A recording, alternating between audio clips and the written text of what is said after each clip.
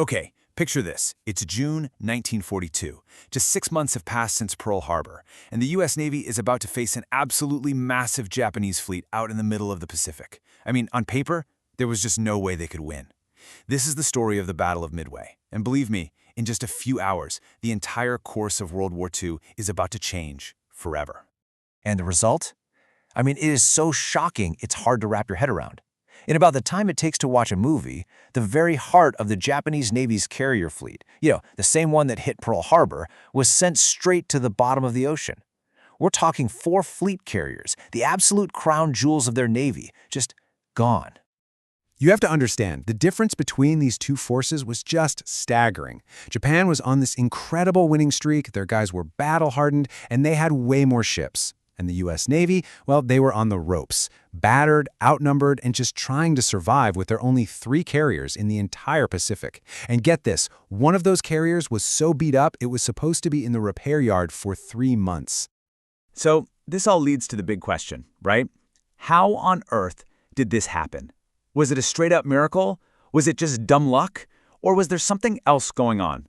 Well, it turns out the answer is this mind-blowing mix of brains, sheer guts, and a little bit of incredible chance. All right, so the first piece of this puzzle, it doesn't start on a massive battleship or in a fighter plane. Nope, it starts in a stuffy, windowless basement back in Pearl Harbor. Because the secret weapon here wasn't a ship at all. It was intelligence. And this was the place, Station Hypo. It was home to this team of brilliant, kind of eccentric code breakers, led by a guy named Commander Joseph Rochefort. And their job? Oh, just something nearly impossible. Crack the main Japanese naval code to figure out what the heck the enemy was going to do next. So, Rochefort's team was pretty sure that the Japanese codename AF was from Midway Island. But, the bosses back in Washington weren't so sure. So they came up with this absolutely brilliant little trick. They told the base on Midway to send out a fake, uncoded message, one anyone could read, saying their machine that makes fresh water was broken. And sure enough, a few days later, they pick up a secret Japanese message saying AF is low on fresh water. Boom. The trap worked. Now they knew for sure. And this one piece of information created a huge difference between the 2 commanders. On the American side, you have Admiral Nimitz. He's armed with this incredible intel so he can set up a perfect ambush. He knew he was taking a calculated risk, but it wasn't just a blind gamble. Then you have the Japanese Admiral Yamamoto. His whole complicated plan was built on bad assumptions. He thought the Americans were demoralized and that he'd have to trick them into a fight. He had absolutely no clue they were already out there waiting for him. Admiral Nimitz really said it best himself. This was, at its core, a victory of intelligence. It put the U.S. fleet exactly where it needed to be, right when it needed to be there. But knowing where the fight is, well, that's only half the battle. You still have to win it. Yeah, because intelligence by itself doesn't win wars. The stage was set, for sure. But this victory was going to have a price, and it was going to be paid in blood, unbelievable courage, and just incredible sacrifice. And these are the guys who paid that price, the men of the torpedo squadrons. Look at the planes they had to fly. The TBD Devastator. The name alone, wow. They were slow, they barely had any armor, and honestly, they were tragically outdated. And their mission? Fly low, fly slow, and fly straight into the guns of the entire Japanese fleet.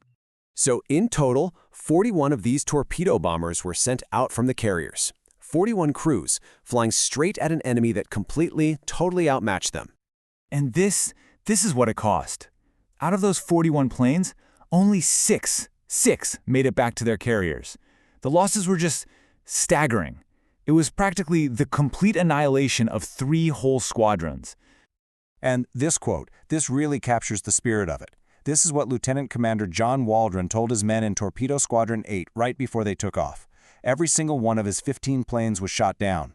Waldron died right there with his men, but that determination, that's what defined this battle. And here's the absolutely crucial part. For all that loss, for all that sacrifice, the torpedo bombers didn't get a single hit. 0.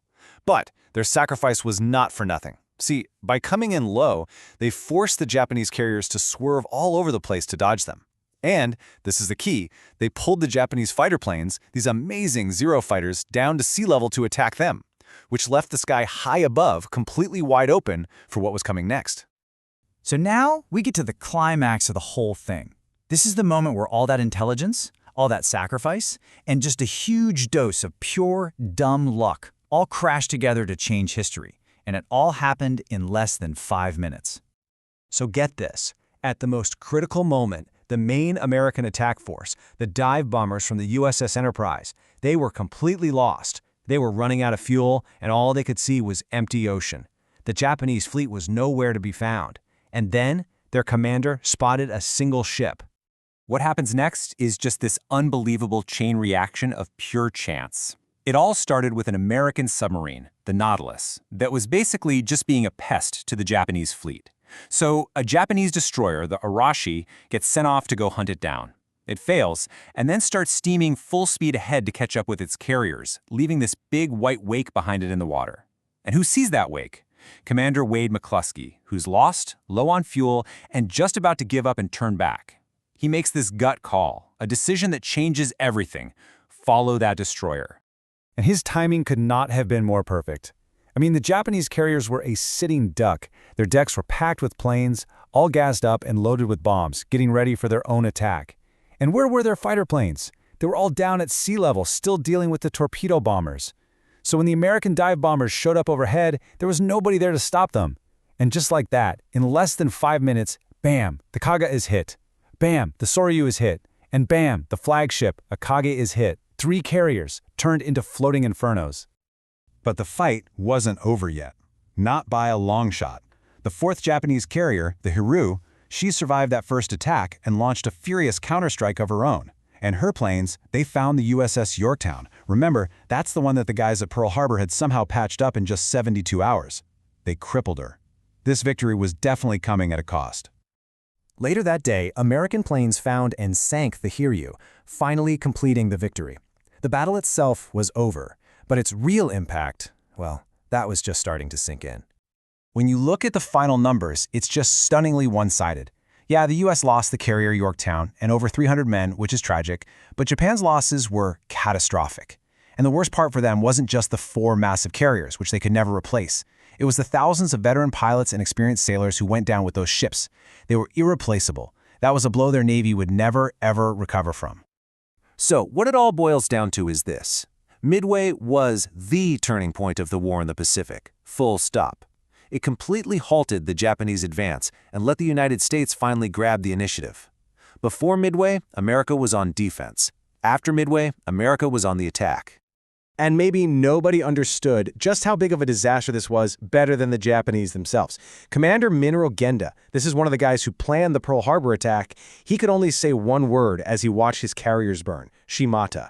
And that pretty much translates to, we really, really screwed up. So, when we look back, what was Midway? Was it a miracle? I mean, it sure felt like one. Was it a victory of pure intelligence? Absolutely. None of this happens without those code breakers in the basement. Or was it a story about incredible courage and a chain of luck so unlikely it sounds like it's from a movie? You know, the truth is, it was all of those things. It was brains and guts and luck all rolled into one. And that amazing combination, well, it changed the world.